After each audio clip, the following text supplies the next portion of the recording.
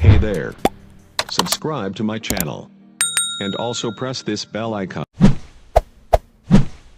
हम आते हैं वजू की जानिब।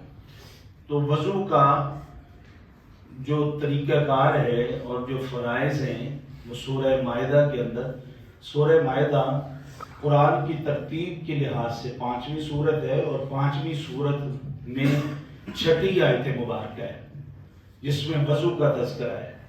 अल्लाह ताला ने इरशाद फरमाया, या अय्युहल्लज़ीना आमनू इज़ा कुमतुम इलस्सलाह फ़ग़सिलू वुजूहकुम व अयदियकुम इलल मराफ़िक़ि वमसहू बिरुऊसिकुम मसदन व अर्जुलकुम इलल कअबैन, और पाँव को धोना।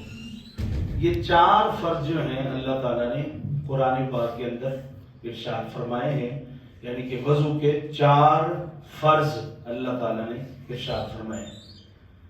नबी पाक सल्लल्लाहु अलैहि वसल्लम की हदीस पाक है और सहाबे कराम की बुखारी शरीफ की हदीस पाक है, किताबुल वज़ू के अंदर से ये मौजू है, बुखारी शरीफ के अंदर ये दर्ज है कि सहाबे कराम एक वज़ू से ढेर सारी नमाजें से मुराद है कि अगर फजर का वज़ू किया है तो वो वज़ू बाकी रखते, ज़ोहर की नमाज भी पढ़ लेते, और अगर ज़ोहर के वक्त करते तो असर की भी पढ़ लेते, मगरिब के भी पढ़ लेते।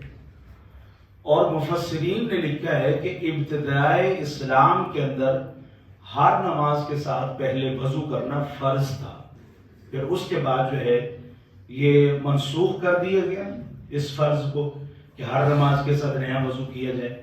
अब इख्तियार दे दिया गया कि अगर किसी का इतनी कैपेसिटी है कि वो वज़ू कायम रख सकता है तो फिर एक नमाज के साथ दूसरी नमाज पढ़ सकता है। तो अल्लाह ताला ने इसका जो हुक्म जारी फरमाया है कि 4 फर्ज हैं वज़ू के अंदर, उनमें सर फहरिस्त सबसे पहले जो चीज़ें देखी जाए जो सुन्नत तरीके के साथ हैं कि सबसे पहले जिस वज़ू से जिस पानी से हमने वज़ू करना है वो पानी जो है वो पाक होना चाहिए, इसका यकीन होना चाहिए इंसान को। फिर मुमकिन हो तो क़िबले की जानिब मुंह करके वज़ू करना चाहिए। फिर वज़ू के साथ वज़ू शुरू करने से पहले मिसवाक करना चाहिए। मिसवाक करना सुन्नत मुबारक है और नबी पाक सल्लल्लाहु अलैहि वसल्लम ने इरशाद फरमाया, जिस वज़ू के साथ मिसवाक किया जाए फिर उसकी जो नमाज पढ़ी जाए तो रब करीम उस नमाज का 70 गुना ज्यादा सवाब बढ़ा देता है। मिसवाक करने का, मिसवाक का जो तरीका होता है पकड़ने का, तो ये तरीका है कि ये 3 उंगलियां आपकी ऊपर वाली साइड पर हों और ये अंगूठा यहाँ पर हो, और इस तरीके से आप मिसवाक अगर इस तरीके से करेंगे मसूड़े छिलने का खतरा होता है ऊपर से नीचे, इस तरीके से आप मिसवाक करेंगे। तो ये सुन्नत मुबारक है मिसवाक करना। और उसके बाद आप वज़ू शुरू करते हैं। तो अगर आप वॉशरूम के अंदर वज़ू कर रहे हैं तो बिस्मिल्लाह पढ़ें, अगर आप बाहर खुली जगह पर वज़ू कर रहे हैं तो बिस्मिल्लाह पढ़ें, और उसके बाद वज़ू को शुरू करें। हाथ धोएं 3 मरतबा, तो 3 मरतबा कुल्ली करें और अच्छी तरह दांतों को साफ करें। अगर मिसवाक मुयस्सर नहीं है, अगर मिसवाक मुयस्सर है तो फिर आप मिसवाक को 3 बार अच्छी तरह दांतों के अंदर फेरें, तीनों बार बार धोएं, फिर फेरें, फिर धोएं, फिर फेरें। ये सुन्नत मुबारक है। कुल्ली कर लें, अगर मिसवाक नहीं है तो कुल्ली करें, फिर अच्छी तरह उंगली के साथ साफ करें। फिर नाक की नरम हड्डी तक पानी को चढ़ाना, रोजा ना हो तो गरारा कर लेना।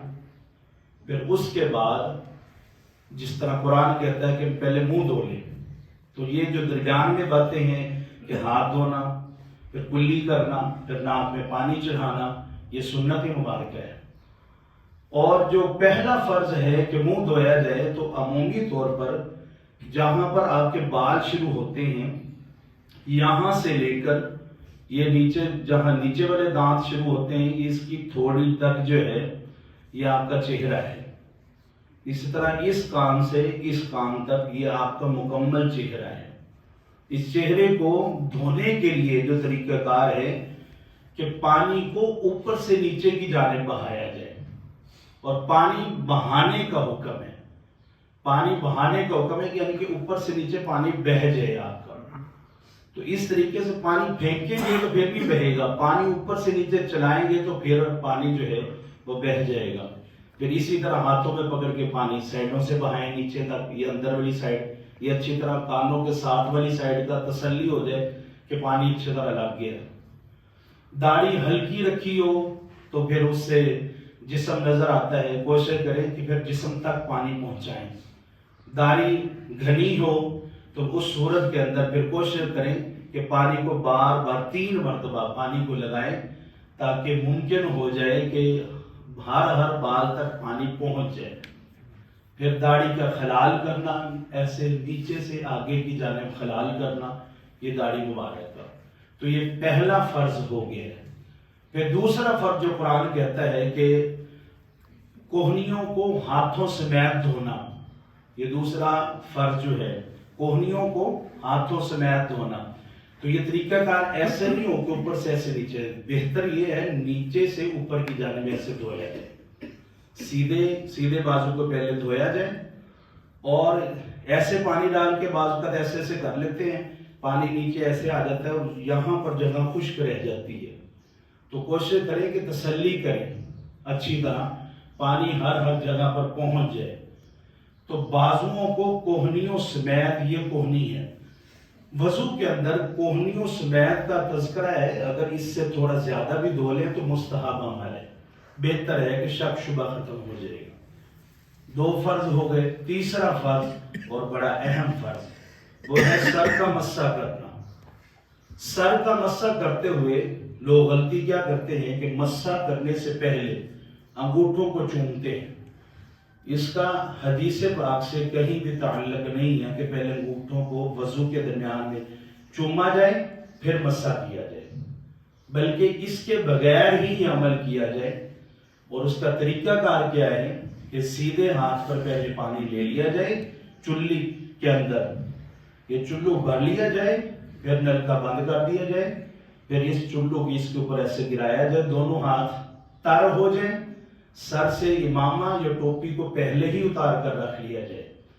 اگر آپ چلو بھر پانی لے لیں گے اور دوسرے ہاتھ پر ڈال دیں گے، پھر بعد میں ٹوپی اتاریں گے، تو جو آپ نے ہاتھ تر کیا ہوا ہے تو ٹوپی اتارنے سے وہ تر کیا ہوا جو ہاتھ ہے وہ ختم ہو جائے گا، تو اس سے پھر آپ کا مسح نہیں ہوگا۔ پہلے ٹوپی اتار کے رکھ دیں یا امامہ اتاریں، اور اس کے بعد اس ہاتھ پر پانی ڈال کے نلکا بند کریں، اس کے اوپر پانی ڈال لیں، دونوں ہاتھوں کے اوپر پانی ڈالنے کے بعد پھر آپ نے مسح کرنا ہے۔ یہ ایک انگلی جوڑیں، دوسری جوڑیں، تیسری جوڑ لیں، یہ شہادت والی انگلی اور یہ سائڈ والی، یہ انگوٹھے دونوں خالی چھوڑ دیں۔ تینوں انگلیوں کو ملانے کے بعد آپ یہاں سے شروع کریں جہاں سے بال شروع ہوتے ہیں، یہاں سے صرف آپ انگلیوں کے پیٹ آپ کے لگنے چاہیے، یہ تینوں انگلیوں کے پیٹ لگنے چاہیے۔ ہتھیلیاں آپ نے بچا کر رکھنی ہے، ہتھیلیاں نہیں لگانی ابھی۔ یہ تینوں انگلیاں سیدھی لے کر جائیں، یہاں تک جائیں، بالکل آخر یعنی کہ سر کا تیسرا حصہ پہنچ جائے۔ پھر وہاں سے آپ یہ ہتھیلی، اب ہتھیلیوں کو آپ نے سر کے چوتھے حصے سے واپس لانا ہے، یہ ہتھیلیاں ہوگی۔ اب اس کے بعد آپ نے انگلیوں کا استعمال کرنا ہے، انگلیوں کو کانوں کے اندر اچھی طرح پھیریں آپ۔ پھر اس کے بعد انگوٹھے آپ کے رہ گئے، انگوٹھوں کو کانوں کی بیک سائڈ پر پھیریں۔ پھر اس کے بعد ہتھیلیوں کی بیک سائڈ رہ گئی ہے، تو یہ ذہن میں رکھیں کہ گردن کا مسح نہیں ہے، یہ گردن گلے کا مسح نہیں ہے، یہ گردن کی بیک سائڈ کا ہے، گلے کا نہیں ہے، یعنی کہ ایسے کرتے ہوئے ایسا نہیں آئے گا، بلکہ پیچھے سے یہ کریں گے تو یہاں تک یہ چھوڑ دیں، یعنی کہ گلے کا مسح نہیں ہے، گردن کی بیک سائڈ پر ہے۔ تو یہ طریقہ کار تیسرا فرض جو ہے یہاں پر مکمل ہوا، اور یہ مسح کا صحیح طریقہ یہ ہے۔ اس کے بعد آپ پاؤں دھوئیں تو سیدھا پاؤں پہلے دھوئیں، پھر الٹا پاؤں بعد میں دھوئیں، सीधे पाँव को धोते वक्त भी उल्टे हाथ का इस्तेमाल करें और उल्टे पाँव को धोते वक्त भी उल्टे हाथ का इस्तेमाल ऑलरेडी करना है हमने। फिर उंगलियों के अंदर हलाल करना, अगर ना करेंगे तो पानी तो पहुंच जाएगा, लेकिन हलाल करने से ये सुन्नत मुबारका पूरी हो जाएगी कि आपका वजू मुकम्मल हुआ। उसके बाद आपने वजू वाली जगह पर खड़े होकर कलमा शहादत पढ़ना है, ये सुन्नत मुबारक है। अशहदु अल्ला इलाहा इल्लल्लाह, जब अशहदु अल्ला इलाहा हो, अशहदु अल्ला इलाहा उंगली खड़ी करें, फिर आसमान की जानिब। जरूरी नहीं है कि आसमान को देखा जाए, छत होती है, सुन्नत मुबारका पर अमल करने का फायदा हासिल करना चाहिए। अशहदु अल्ला इलाहा इल्लल्लाहु वहदहु ला शरीका लहु व अशहदु अन्ना मुहम्मदन अब्दुहु व रसूलुहु। इसके वजू के दरमियान में भी मसनून दुआएं हैं जो हमें याद करनी चाहिए। ये दुआ पढ़ने के बाद आपका वजू जो है वो मुकम्मल हो चुका है, अल्लाह ताला ने जिंदगी बख्शी। तो वजू के साथ ही, क्योंकि ये जो आयत मुबारक है, इस आयत मुबारक का अगला हिस्सा जो है वो तयम्मुम के बारे में भी है कि तयम्मुम किया जाए, पानी अगर ना मिला जाए तो तयम्मुम के बारे में भी इंशाअल्लाह ताला मसला बयान करने की सआदत हासिल करूंगा कि अगर पानी मुयस्सर ना हो तो फिर तयम्मुम कैसे किया जाए, गुस्ल जनाबत कैसे किया जाए, इसके ऊपर बात होगी। अल्लाह ताला हमें दीन इस्लाम समझने की तौफीक अता फरमाए। बिस्मिल्लाहिर्रहमानिर्रहीम। रब्बी गफिर वरहम व अंत खैरुर राहिमीन। रब्बी गफिर वरहम व अंत खैरुर राहिमीन। सल्लल्लाहु अलैहि वसल्लम।